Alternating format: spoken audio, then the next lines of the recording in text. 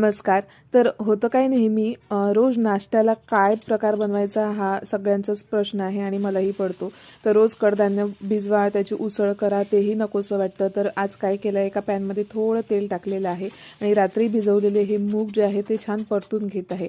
अगदी आपल्याला नरम होईपर्यंत परतून घ्यायचे आहे. त्यात मीठ टाकलेलं आहे, मीठ टाकून ते भाजून घ्यायचे आहे. तोपर्यंत इथे मी आता कांदा टोमॅटो चिरून घेत आहे, कारण त्याला 10 ते 15 मिनटं लागतातच परतवायला सुद्धा. आता कांदा आणि टोमॅटो मी छान बारीक चिरून घेतलेला आहे. श्रद्धेनुसार कोथिंबीर घालावी, माझ्याकडे नाही आहे तर मी ती नाही घालणार आहे. आणि ही एक डाएट रेसिपीसुद्धा आहे, तर नक्की ट्राय करा. आणि आता जे शिजलेले आपले छान मूग आहे ते एका बाउलमध्ये ट्रान्सफर करून घ्यायचे आहे. त्यामध्ये तिखट, कांदा, टोमॅटो, कोथिंबीर असेल तर घाला आणि भरपूर प्रमाणात निंबू पिळून घ्यायचं आहे. काळं मीठ घालायचं आहे त्यामध्ये नक्कीच. आणि डाएट रेसिपी म्हटलं तरी शेव तर आलीच. आणि काय हवं तर नक्की ही ट्राय करून पहा, खूप छान लागते.